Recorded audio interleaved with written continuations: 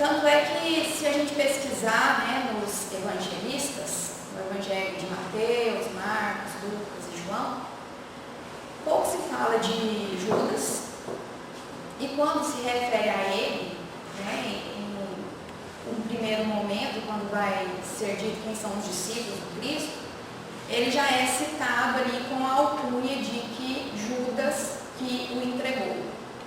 Todos os que citaram citam dessa forma. E ele é dito depois, né, ficou marcado pela passagem, né, que ocorreu, que levou à crucificação de Jesus Cristo.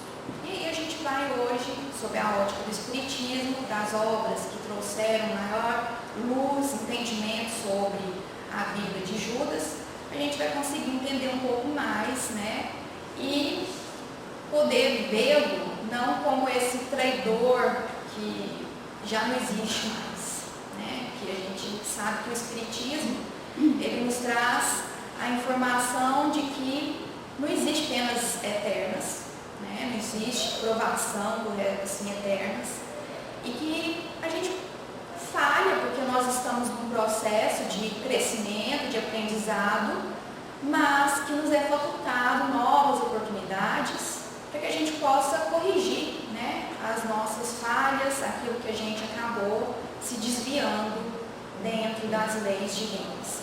Eu vejo ele como a ovelha perdida, né? E Jesus vai falar, né, que das ovelhas que o Pai me confiou, nenhuma se perderá. Então, Judas não está perdido, nem nós. E é essa a mensagem que eu quero que fique. É o Evangelho de João, capítulo 10, versículos 27 e 28. Nós temos várias obras dentro do Espiritismo que trazem assim, recortes a respeito de como que foi a passagem de Judas pela terra, né, naquele momento da vinda de Jesus, e o que aconteceu com ele depois disso. E a gente vai entender um pouco mais sobre Judas.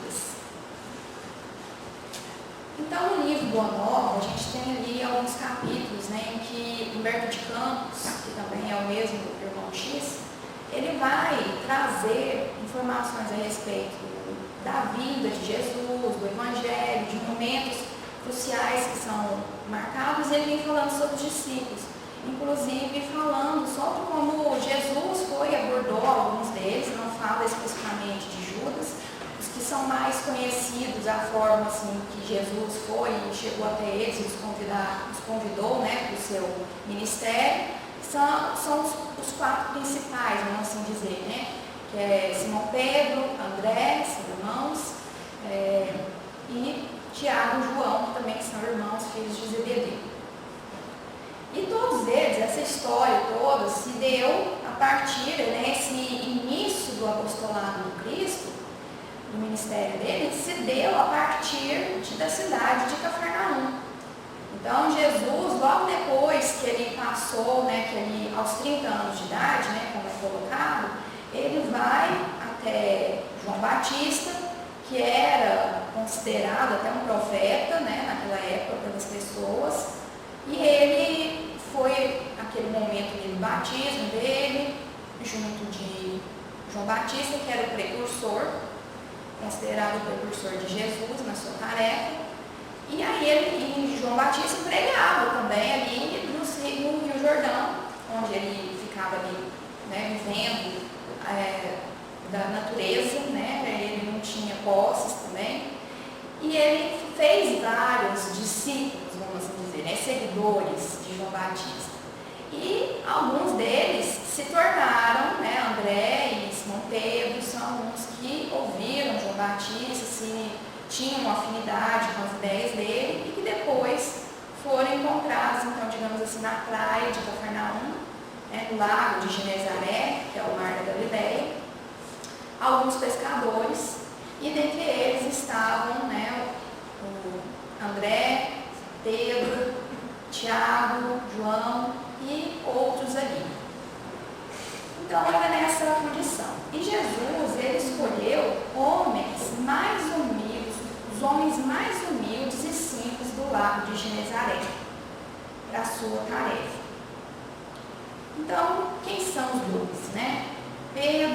André e Filipe eram filhos de Betsaida, de onde vinham igualmente Tiago e João. Betsaida é a cidade, né, de onde eles eram descendentes de Zebedeu, Tiago e João, irmãos.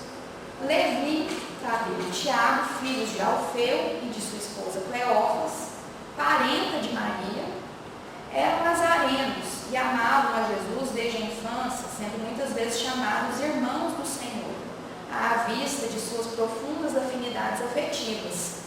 Tomé descendia de um antigo pescador de Dalmanuta, e Bartolomeu nascera de uma família laboriosa de Caná da Galileia. Simão, mais tarde denominado Zelote, deixara sua terra de Canaã para dedicar-se à pescaria. Então eram todos pescadores. E somente um deles, Judas, destoava um pouco desse conselho, pois nascera em Iscariote, que era uma cidade ao sul do reino de Judá, na Judeia, e se consagrara ao pequeno comércio em Cafarnaum, onde vendia peixes e quinquilharias. A exceção de Mateus, que na verdade era Levi, depois passou a se chamar de Mateus, que ele era publicano, cobrador de impostos, e também o Judas, que era comerciante, os demais eram pescadores. Eram de várias cidades ali, mas estavam todos ali então em Cafarnaum, quando Jesus se encontrou, fez uma primeira pregação na casa de Simão, né, na praça também, e na casa de Simão, e aí convidou-os para o seu ministério. E então Judas, como ele vinha, né, Judas era um que era assim, o judeu mesmo, né, que vinha lá do reino de Judá, né, da Judeia.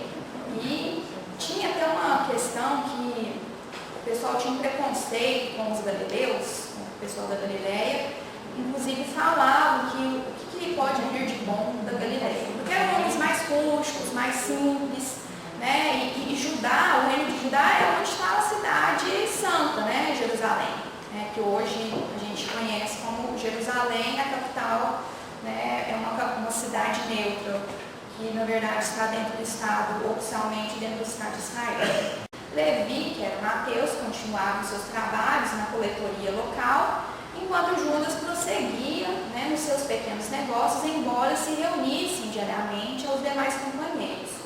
Os 10 outros viviam quase que constantemente com Jesus, junto às águas transparentes de Tiberíades, como se participasse de uma festa incessante de luz. Iniciando-se, entretanto, né, o período de trabalhos ativos, quando eles começaram a ir, né, de cidade em cidade, visitar várias localidades junto do Cristo, né, para difundir a nova doutrina, né, a boa nova trazida por Jesus. Então o mestre, né, antes disso, reuniu os 12 discípulos na casa de Simão Pedro e lhes ministrou as primeiras instruções referentes ao grande apostolado. Então assim, eles viram Jesus, eles se identificaram com ele, com aquele magnetismo de Jesus, com aquilo que ele falava, e aí, de conformidade com o Evangelho de Mateus, as recomendações iniciais do Messias aclaravam as normas de ação que os discípulos deviam seguir para as realizações que eles competiam concretizar. Então, é como se fosse assim, é aquele momento do contrato, né? Então, eu estou propondo a vocês, né, me seguirem, caminharem comigo, me ajudar na divulgação da Boa Nova, e eu vou agora expor para vocês qual que é a minha proposta, né, para ver se vocês concordam comigo. Amados, né, entrou Jesus a dizer-lhes em uma mansidão extrema: não tomareis o caminho largo, por onde anda toda a gente, levada pelos interesses fáceis e inferiores. Buscareis a estrada escabrosa e estreita dos sacrifícios pelo bem de todos. Também não penetrareis nos centros de discussões estéreis, à moda dos samaritanos, nos das contendas que nada aproveitam às edificações do verdadeiro reino nos corações com sincero esforço. E diante em busca das ovelhas perdidas da casa de nosso Pai, que se encontram em aflição e voluntariamente desterradas de seu divino amor. Reuni convosco todos os que se encontram de coração angustiado e dizei-lhes de minha parte que é chegado o reino de Deus. não exibais ouro ou prata em vossas vestimentas, porque o reino do céu reserva os mais belos tesouros para os simples. Não ajunteis o supérfluo em alforjes, túnicas ou alpercatas para o caminho, porque digno é o operário do seu sustento. Trabalhai pelo reino de Deus e não temais os que matam o corpo, mas não podem aniquilar a alma. Temei antes os sentimentos malignos que mergulham o corpo e a alma no inferno da consciência. Entregai-vos no amor do Evangelho. E qualquer de vós que me confessar diante dos homens, eu confessarei igualmente diante de meu Pai que está nos céus. Então essas recomendações de Jesus foram ouvidas, ainda por algum tempo, e terminada a sua locução, o semblante de todos perpassava a nota íntima da alegria e da esperança. Os apóstolos criam contemplar o glorioso porvir do Evangelho do Reino e estremeciam do júbilo de seus corações. E aí, então, eles estão naquele momento, assim, quando você escuta, alguém falando palavras assim, um ensinamento novo, que te chama atenção, que te conforta, que te consola, que te inspira, que quer fazer, você quer sair dali, trabalhar e fazer e agir, você fica naquele estado ali de alegria, E aí, de esperança, mas aí dentre eles, quem despertou primeiro dessa alegria foi Judas Iscariote, como que despertando antes dos demais companheiros, daquelas profundas emoções de encantamento, se adiantou para o Messias, declarando em termos respeitosos e resolutos: Senhor, os vossos planos são justos e preciosos. Entretanto, é razoável considerarmos que nada poderemos edificar sem a contribuição de algum dinheiro. Então, Judas, o que a gente está fazendo aqui? A gente vai traçar o perfil psicológico do Judas, as características dele como homem, como pessoa. Então, Judas era um homem prático, um homem simples, um homem rude, que estava ali, às margens do lago de Genezaré, ali do Tiberíades, em Cafarnaum, junto com aqueles outros pescadores, sendo comerciante. O comerciante, o que ele tem a percepção? Do dinheiro, de movimentar o dinheiro, de que eu preciso disso para poder fazer aquilo. Então essa era a visão comercial que ele tinha. E aí, Jesus, sereno, vai responder a ele sobre isso. E ele diz assim: será que Deus precisou das riquezas precárias para construir as belezas do mundo? Em mãos que saibam dominá-lo, o dinheiro é um instrumento útil, mas nunca será tudo, porque acima dos tesouros perecíveis está o amor com seus infinitos recursos.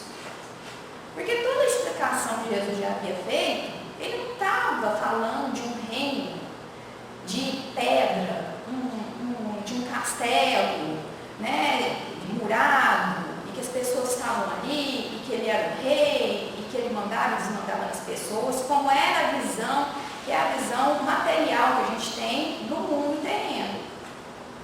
Ele estava falando de um reino de Deus que é plantado no coração do homem.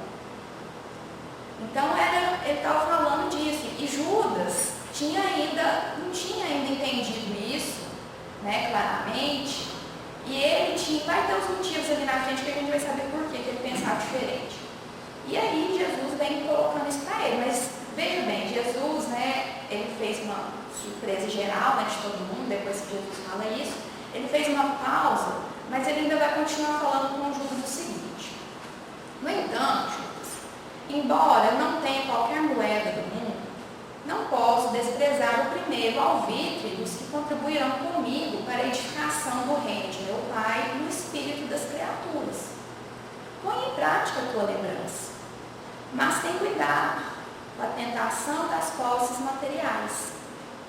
Organiza a tua bolsa de cooperação e guarda contigo. Nunca, porém, procures o que ultrapasse o necessário. Jesus, ele não vai desfazer daquele daquela primeira iniciativa, né, daquele movimento que Judas teve, de querer ajudar, de querer ser útil. E a forma como ele sabia ser útil era dessa forma, lidando com o dinheiro. Tanto é que ele, dentre os apóstolos, era tesoureiro, né? A função dele era de ser tesoureiro. Então, ele teve essa ideia, né, porque vinha dele, e Jesus não desprezou. Ele aconselhou, falou que não era o necessário, o dinheiro para o reino de Deus, a proposta de Jesus, mas que ele poderia colocar a ideia dele em prática, porém, como Jesus conhecia, né, profundamente a todos, ele sabia das inclinações íntimas, né, de Judas em relação às posses materiais, né. Então, ali mesmo, né, Judas já começou a fazer a primeira coleta entre os discípulos. Então, todas as moedinhas, todas as possibilidades mínimas foram recolhidas. E o mestre lá só observando, né, essa execução daquela primeira providência. E aí, com um sorriso, né, aí Judas ficou todo satisfeito, né, de ter feito aquilo, de ter juntado alguma coisa. E aí, todo satisfeito, fala com Jesus: Senhor, a bolsa é pequenina, mas constitui o primeiro passo para que se possa realizar alguma coisa. Jesus fitou serenamente e retrucou em tom profético: Sim, Judas, a bolsa é pequenina. Contudo, permita a Deus que nunca sucumbas ao seu peso. Jesus já estava sabendo, né? Já estava prevendo ali a questão da venda pelas 30 moedas de prata. Mas ninguém sabia disso, né? Só ele. E aí a gente vai ver em outros textos a respeito, então, como que era o comportamento de Judas, né? Judas, ele era muito amoroso. Ele tinha um amor grande por Jesus. Só que ele tinha uma dificuldade de relacionamento com os outros colegas, né? Com os outros discípulos e com as outras pessoas que se aproximavam, né? Que seguiam Jesus. E aí a gente vai ver que alguns casos que ilustram isso, né? Porque ele era, muitas das vezes, ele era estouvado, inquieto.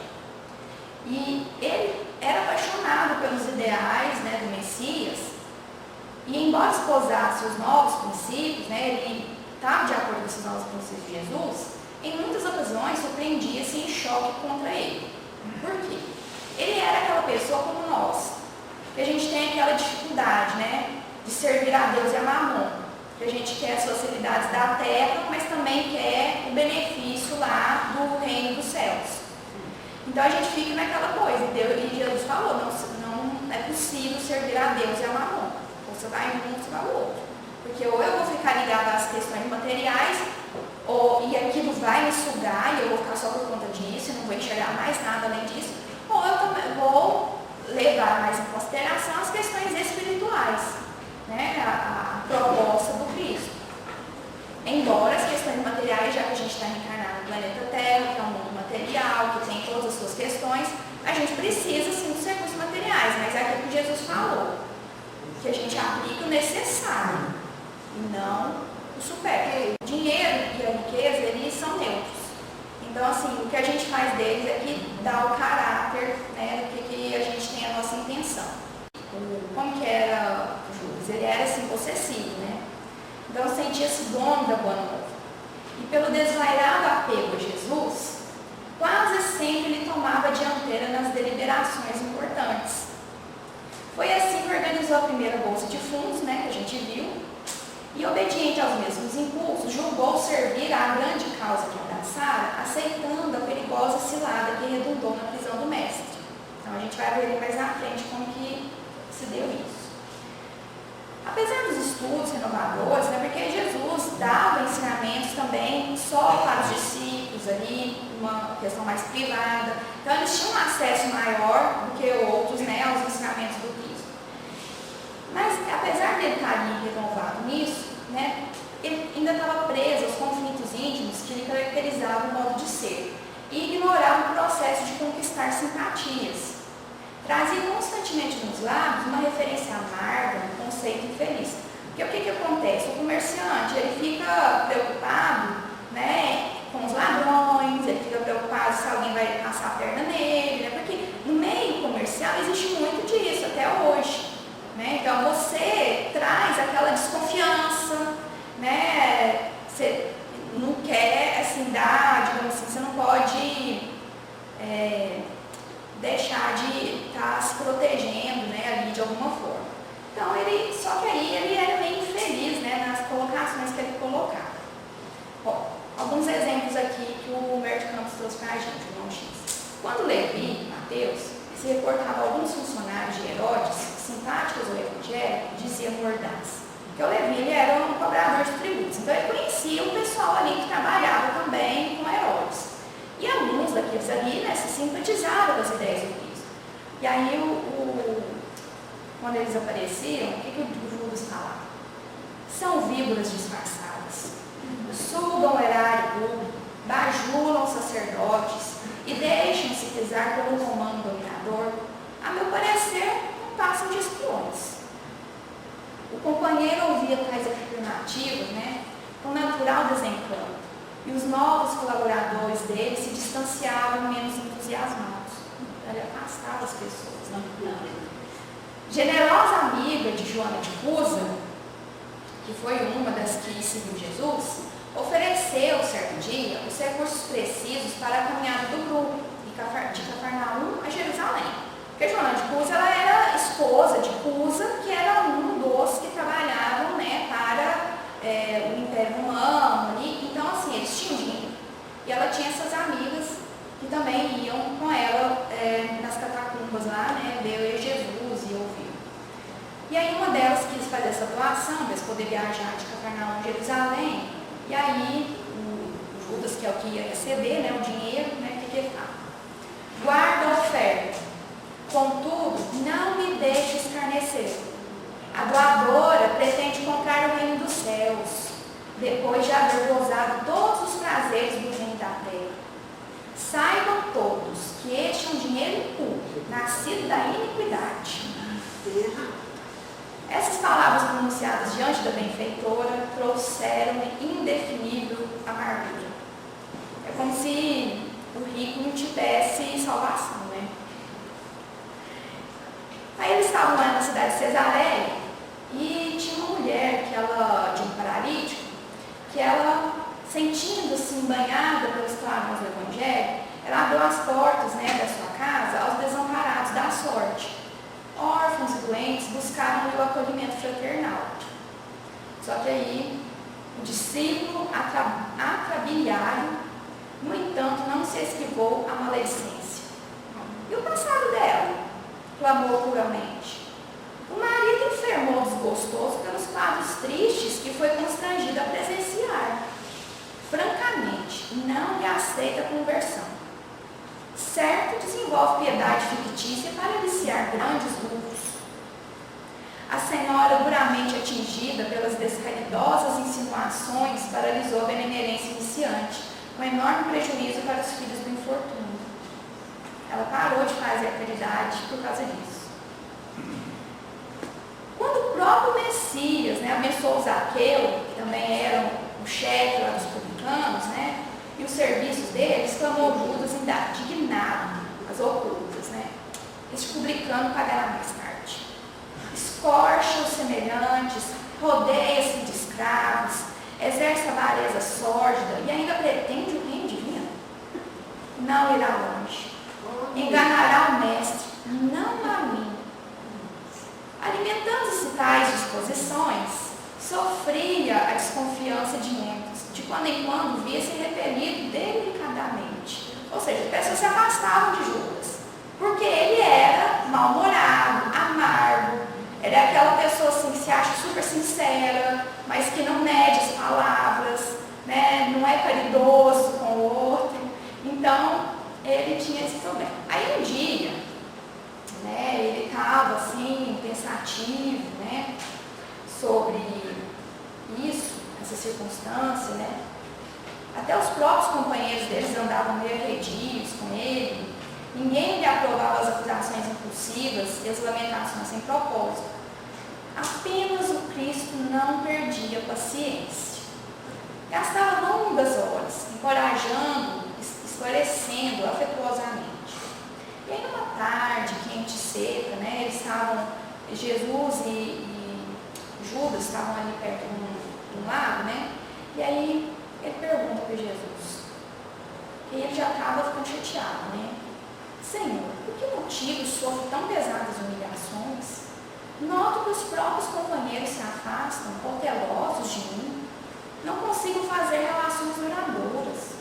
Há como que forçar da separação entre meu espírito e os demais. Sou incompreendido, envergastado pelo destino. A gente sempre acha que o outro é que está errado, né? A gente está sendo escorraçado, mas é o outro que está errado com a gente. E levantando os olhos tristes para o divino amigo, pedindo, mas por quê? Ele estava sendo sincero com Jesus. E aí Jesus ia responder, ele condoído, né? Mas observando que ele tinha lágrimas que não chegavam a cair. Eles chegaram perto de um poço humilde e para tomar água. E o Judas, que esperava ansioso aquela bênção, né? Inclinou-se, impulsivo, e mergulhando as mãos ávidas no líquido cristalino, tocou inadvertidamente o fundo desse poço, trazendo largas placas de lodo à tona. Então sujou a água ali. Oh, que infelicidade! Falou Judas, né? E aí o mestre bondoso aproveitou essa questão que aconteceu com ele e falou: neste poço singelo, Judas, tens a lição que desejas. Quando quiseres água pura, retira com cuidado e reconhecimento. Não há necessidade de alvoroçar a lama do fundo ou das margens. Quando tiveres sede de ternura e de amor, faz o mesmo com os teus amigos. Recebe-lhes a cooperação afetuosa, sem cogitar do mal, a fim de que não percas o bem supremo. Aí ele ficou bem calado, né, pensativo, e modificou ali a expressão do olhar, mas não respondeu. Então, o que Jesus mostrou para ele? Você é muito impulsivo, você vai e faz as coisas e isso machuca os outros. Então, assim, não vai com tanta impulsividade, vai com calma, vai com pelas beiradas, né? Dê um voto de confiança ao seu amigo, ao seu irmão, né? Não fique o tempo todo achando que está todo mundo contra você. É isso que Jesus quis que ele entendesse. Só que aí, Judas, né, ele... Naquela época, já havia umas profecias falando da vinda do Messias, né, aquele que ia libertar o povo, o domínio romano. Então, Roma era o Império Romano, ele se estendia por várias regiões, e os judeus detestavam isso, né, porque eles queriam ter, primeiro que tinha uma questão da raça, vamos dizer, né, que eles não se misturavam com os outros, e segundo que eles se diziam, né, assim, os enviados de Deus, né, Deus tinha um privilégio maior para eles, né, porque eles tinham Deus único. Realmente, né, os primeiros ensinamentos assim, que vieram do Deus único veio através dos judeus, né, a partir de Moisés. Ali que já começou vindo para poder disseminar o monoteísmo, né, porque todos os outros povos ali, os persas, os romanos, os árabes e tudo mais, eles eram politeístas. Então eles achavam que eles eram superiores aos demais, os judeus. E eles não se misturavam e odiavam os romanos, porque eles queriam ter o domínio todo ali, não ter que pagar os impostos para Roma. E aí, só que o jugo, então, havia pensamentos, é como se fossem correntes filosóficas diferentes, igual existe hoje. Então tinha as profecias falando dessa vinda do Messias. E falando até várias características de como que ele viria, mais ou menos as características dele, como que seria. Só que tinha uns que interpretavam que Jesus realmente ia ser um pacificador e outros que interpretavam que ia ser um revolucionário guerreiro, que ia mexer na questão política e ia dominar o poder e tirar o poder de Roma sobre eles. Que era isso que eles queriam. Mas isso aí era uma visão muito materialista, de você querer tirar o poder temporal que está no momento e colocar outro, mas manter o status quo. Então eu não mudei nada, eu só mudei quem está ali dentro do poder. E Jesus não era essa a proposta dele, nunca foi. Né? A proposta de Jesus era da nossa renovação espiritual, da nossa renovação íntima. Né? A matéria está aqui para nos ajudar como instrumentos, mas a gente não é refém da matéria, até porque nós somos espíritos. Matéria é uma coisa, espírito é outra, dentro da trindade, digamos assim, dos elementos que existem no universo. Então, Judas era desses que queria um movimento político, a mudança do momento político. Então, tirar o Império Romano de cena e os próprios judeus passarem a ser os governantes ali daquelas terras. E aí ele foi um dia conversar com Tiago, né, irmão de João, Tiago Maior, e ele falou assim para ele: Tiago, não acha que o mestre é demasiado simples e bom para quebrar o jugo tirânico que pesa sobre Israel, abolindo a escravidão que oprime o povo eleito de Deus? Aí o Tiago respondeu assim para ele: mas poderias admitir no mestre as disposições destruidoras de um guerreiro do mundo? Jesus não dava mostras de querer ser esse guerreiro que eles estavam esperando. Não tanto assim. Contudo, tenho a impressão de que o Messias não considera as oportunidades. Ainda hoje tive a atenção reclamada por doutores da lei que me fizeram sentir a inutilidade das pregações evangélicas, sempre levadas a efeito entre as pessoas mais ignorantes e desclassificadas. Ora, as reivindicações do nosso povo exigem um condutor enérgico e altivo. Israel, Judas, sempre teve orientadores revolucionários. O Messias, porém, vem efetuar a verdadeira revolução, edificando o seu reino sobre os corações e nas almas. Judas sorriu ao irônico e acrescentou: mas poderemos esperar renovações sem conseguirmos o interesse e a atenção dos homens poderosos? E quem haverá mais poderoso do que Deus, de quem o mestre é o enviado divino? Aí, Judas ficou meio assim, mas ele não concorda. Não concordo com os princípios de nação e creio que o Evangelho somente poderá vencer com o amparo dos prepostos de César ou das autoridades administrativas de Jerusalém, que nos governam deste mundo. Acompanhando o mestre nas suas pregações em Cesareia, em Sebastião, Corazim, Betsaida, quando das suas ausências de Cafarnaum, jamais o vi interessado em conquistar a atenção dos homens mais altamente colocados na vida. É certo que de seus lábios divinos sempre brotaram a verdade e o amor, por toda parte, mas só observei leprosos e cegos, pobres e ignorantes, abeirando-se de nossa fonte. Tiago vai falar com ele: Jesus, porém, já nos esclareceu que o seu reino não é deste mundo. Imprimindo aos olhos inquietos um fulgor estranho, o discípulo impaciente revidou com energia: vimos hoje o povo de Jerusalém atapetar o caminho do Senhor com as palmas da sua admiração e do seu carinho. Precisamos, todavia, impor a figura do Messias às autoridades da corte provincial e do templo, de modo a aproveitarmos esse surto de simpatia. Isso logo depois que Jesus entra a Jerusalém, que vai ser o momento da Páscoa, que vai culminar na sua crucificação. E aí, Judas não arredava dessa ideia, mesmo Tiago tentando desfazê-lo daqui. E aí, por fim, o Tiago fala assim para ele: Judas, vê lá o que fazes. Socorres-te dos poderes transitórios do mundo. Sem um motivo que justifique esse recurso, não será desrespeito à autoridade de Jesus? Não terá o mestre visão bastante para sondar e reconhecer os corações? As ideias do mestre são do céu, e seria sacrilégio misturarmos a sua pureza com as organizações viciadas do mundo. Judas silenciou atormentado. E aí acabou essa conversa deles. E aí, só que ele ficou inquieto ali, maquinando e tal. Não seria melhor apressar o triunfo mundano do cristianismo?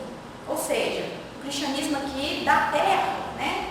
Israel não esperava um Messias que enfeixasse nas mãos todos os poderes. Valendo-se da doutrina do mestre, poderia tomar para si as rédeas do movimento renovador, enquanto Jesus, na sua bondade e simpatia, ficaria entre todos como um símbolo vivo da ideia nova. Então ele já estava pensando assim: eu vou tomar o poder, já que Jesus não toma, e aí eu vou aproveitar de todo mundo que já segue Jesus, né? Vou ter um movimento grande, forte aqui, e aí depois eu entrego lá para Jesus, né? A função.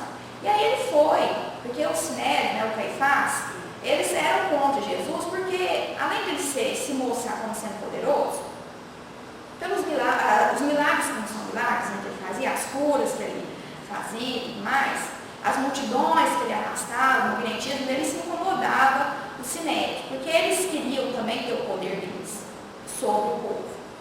E aí eles estavam perdendo esse domínio sobre o povo. Então eles eram contra Jesus.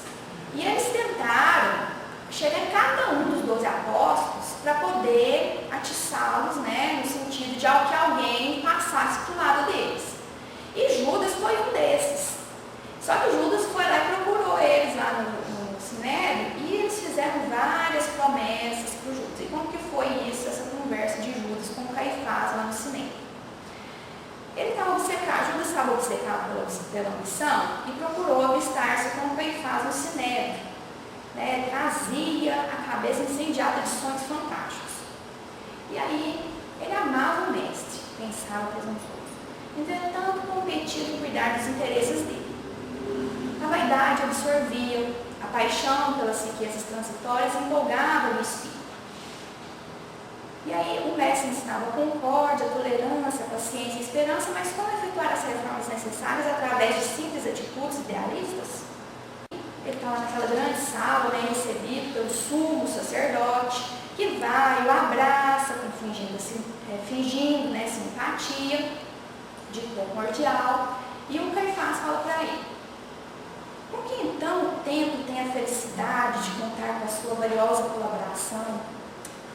Ah, sim, é verdade, exclamou o leviano aprendiz, sentindo-se envaidecido. E aí Caifás, né, muito habilidoso, né, para poder manipular as coisas, falou assim: precisávamos de alguém com bastante coragem para salvar o Messias Nazareno. Oh, sim, compreendo a situação. Aí o Caifás prosseguiu, né? De fato, necessitamos de um rei que nos restaure a liberdade política e, em boa hora, os galileus nos oferecem tal oportunidade. Você chegou aqui. Aliás, tenho muito prazer em tratar com a sua pessoa, homem providencial na realização, que não perde tempo com palavras ociosas. Tentei abordar indiretamente outros homens daqueles que acompanham Nazareno, porém todos eles, ao que me pareceu, são esquivos, indecisos. Creio, no entanto, porém, que o seu gesto, anuindo aos nossos propósitos, apressará a vitória do Messias, conferindo elevados títulos aos seus companheiros. Terão eles destacada posição de domínio e sentar-se-ão na assembleia mais alta do povo escolhido. É tempo de libertação e certo, Jesus é o rei de que Jeová nos envia. Caifás falando isso para ele. Aí ele está ali pensando, ele fala assim: mestre, como que fica nisso, né? Aí o Caifás, né, com a voz doce, prenderá certamente a necessidade das medidas aparentemente rigorosas. O mestre, por exemplo, segundo o plano estabelecido, será preso por uma questão de segurança pessoal. Será detido a fim de que se coloque a salvo de qualquer incidente desagradável, enquanto nos valeremos da grande aglomeração de patriotas na cidade para proclamar a nossa independência. Liquidada a vitória inicial, com a submissão das autoridades romanas, coroaremos o Messias que ostentará o cetro do poder. Caifás continuou: meu precioso amigo, até que se resolva a situação em definitivo, chefiará, Judas, né, vai chefiar os companheiros e receberá as homenagens que lhe são devidas. Tomará o lugar do Messias provisoriamente e ditará ordens até que ele próprio, com a garantia desejada, possa assumir o poder. E o que eu devo fazer inicialmente? Né? Isso me interessa. Gostei disso. Não temos tempo a perder.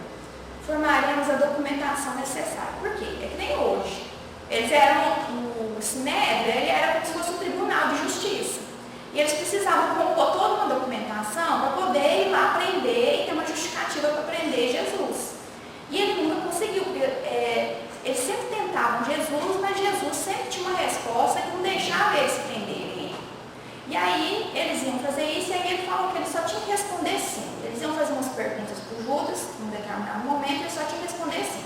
Olha as perguntas que eles fizeram, que o Judas foi respondendo sim, né, confiante que está tudo certo, daquela promessa do que ele faz. É discípulo de Jesus, Nazareno? Sim. Vem fazer declarações ao Sinédrio como um judeu convicto da santidade da lei? Sim. Afirma que o Messias Nazareno pretende ser o rei de Israel? Sim. Assegura que ele promete a revolução contra o poder de César e a autoridade de Antipas? Sim. É verdade que ele odeia os romanos? Sim. Deseja de fato aproveitar a Páscoa para começar a rebelião? Sim. Declarará a emancipação política de Israel imediatamente? Sim. Promete lutar contra quaisquer obstáculos para derrubar as combinações políticas existentes entre Roma e esta província, no sentido de coroar-se rei? Sim. E aí, então, diante dessas declarações comprometedoras, eles compuseram o processo, aprovaram lá entre eles pelo Sinédrio, e aí foram atrás de Jesus. Judas foi à frente, aí a gente já sabe que Jesus estava lá na oração do horto, havia saído dali, e Judas chegou com os guardas, beijou a face de Jesus, identificando, né, como o rabi, e ele foi preso, e a gente sabe tudo o que veio acontecer depois. E aí, quando tudo acabou acontecendo do jeito que não era o que o Judas queria, as promessas, ele foi atrás, então, do Caifás e dos outros lá do Sinédrio. E em lágrimas, Judas rogou que fosse interrompida essa tragédia angustiosa da cruz. E sentindo tarde ir embora, que fora vítima da própria ambição, devolveu as moedas de prata, exclamando de joelhos: socorrei-me, cometi um crime, traindo sangue inocente. A vaidade perdeu-me, tente compaixão de mim. Sabe o que eles responderam para ele? Que nos importa? Isso é contigo. E aí ele aflito, ele vai, procura os companheiros de fé, mas estavam todos atordoados também. E aí quando chega o momento que Jesus já está lá para expirar na cruz, né, de longe Judas contemplou todas as cenas angustiosas e humilhantes do Calvário, e aquele remorso da consciência dilacerada o tomou conta. E aí ele cometeu, né, um ato de suicídio. O suicídio de Judas, ele, dentro dos evangelistas, ele é tratado apenas no Evangelho de Mateus, que eu cito. Só que Jesus nunca desamparou Judas. E quando Jesus está lá, né, ainda não, digamos, ainda estava vivo, né, mas estava quase desencarnando, que ele deu os últimos suspiros ali, chegaram do céu entidades angélicas de alta, né, claridade, luminar, e eles, com várias atribuições, mas chegou dentre eles um que estava sozinho, com uma missão solitária. E esse anjo solitário percebeu que Jesus queria falar alguma coisa, e ele colocou o ouvido ao pé, né, da boca de Jesus, que Jesus falou algo para ele que ninguém entendeu, ninguém ouviu. Só que imediatamente o mensageiro solitário desprendeu-se então do lenho duro da cruz, revelando olhos serenos e úmidos, e de imediato desceu do monte ensolarado para as sombras que começavam a invadir Jerusalém, procurando Judas a fim de socorrê-lo e ampará-lo. Era o anjo divino da caridade que Jesus pediu que fosse lá, atrás de Judas, que ele havia acabado de cometer o suicídio. E aí, Maria Dolores, Espírito, nos traz alguns poemas que vão mostrar que Jesus nunca abandonou Judas em nenhum momento. Jesus, assim, não tinha, né, a questão de perdoar, porque aquilo não ofendeu, e Jesus sabia que aquilo ia se transcorrer. O problema de Judas não era que ele estava fadado a ser aquele que ia provocar o martírio e a crucificação de Jesus, porque ninguém renasce com programação dessa forma. Todo mundo renasce com a programação reencarnatória de evoluir, de progredir, de ir avante. Só que Judas é aquela história do que é necessário o escândalo, mas aí porque ele vem.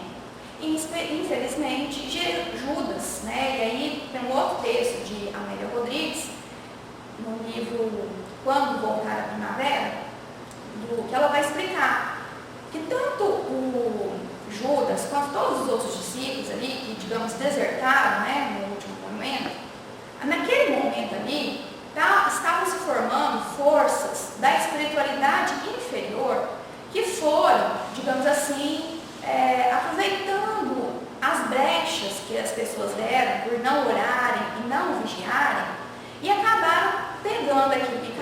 trazia dentro de si e fazendo com que a pessoa titubeasse, né, duvidasse, né, tivesse medo e não prosseguisse na fidelidade a Jesus.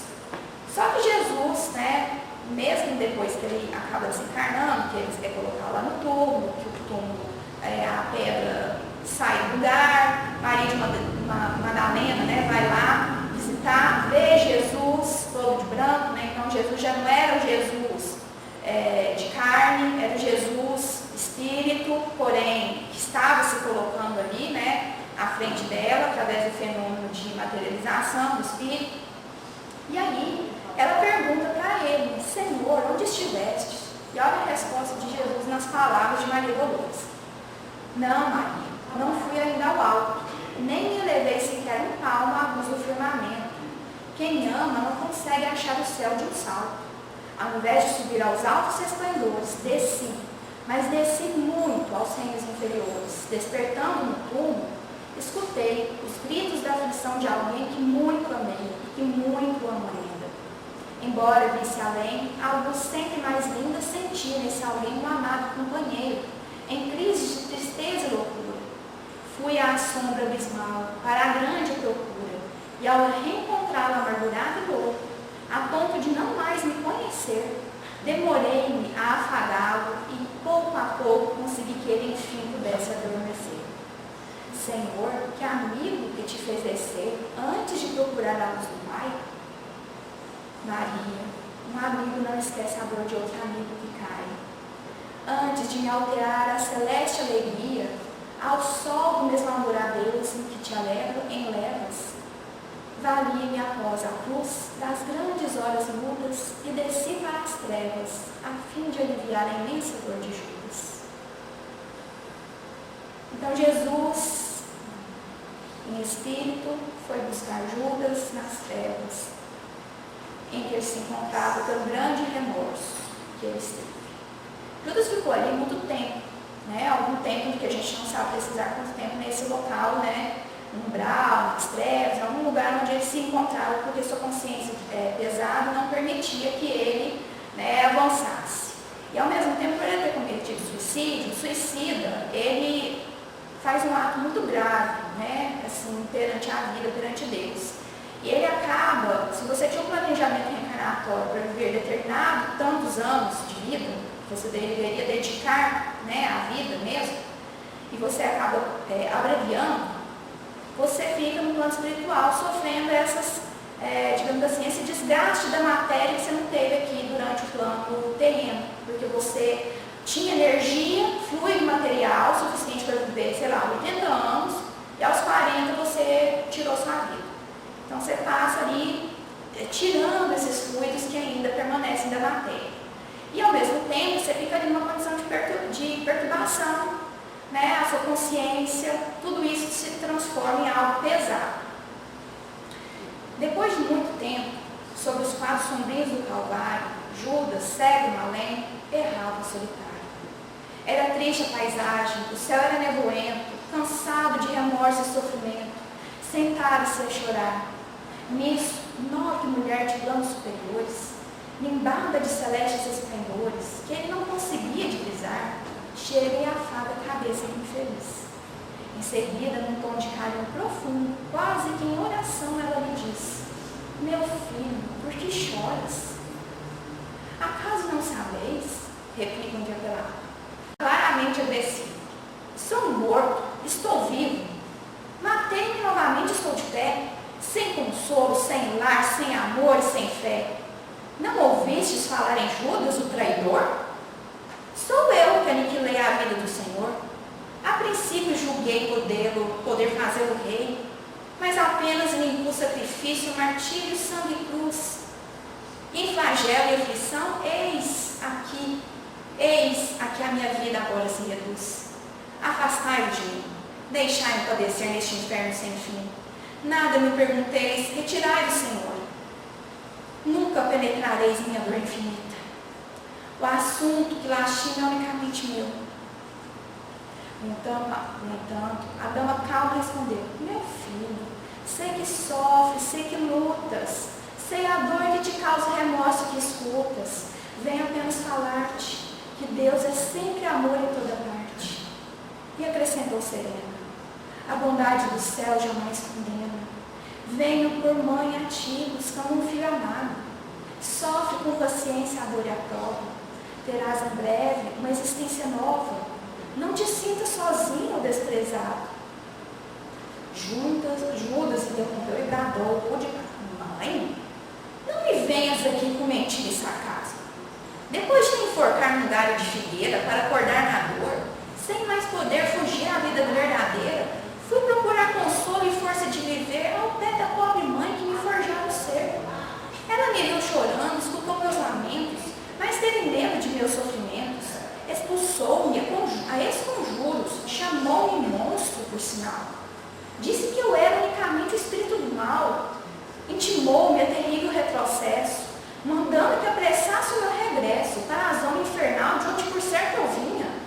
Ah, detesto lembrar a horrível mãe que eu tinha. Não me falei de mães, não me falei de amor. Sou apenas um monstro sofredor. Ainda assim, disse a dama docemente: por mais que me recuses, não me altero. Amo-te, filho meu, amo-te e quero ver-te de novo à vida, maravilhosamente revestida de paz e luz, de fé e elevação. Virás comigo à terra, perderás pouco a pouco o ânimo violento, terás o coração nas águas de bendito esquecimento. Uma nova existência de esperança, levar-te-ei de comigo a renunçoso abrigo, dar-te-ei outra mãe. Pensa, descansa.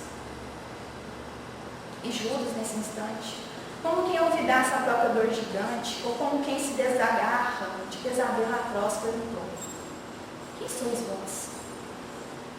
Quem me falais assim, sabendo-me traidor? Sois divina mulher, irradiando amor, ou anjo celestial de quem precinta a luz?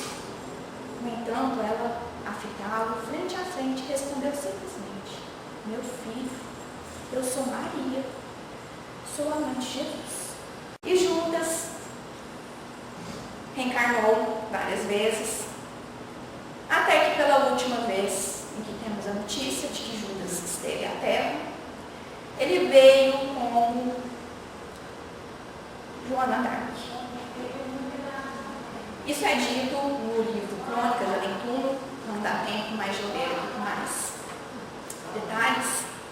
O que foi dito da conversa que Humberto de Campos teve, que ele entrevistou Judas do plano espiritual.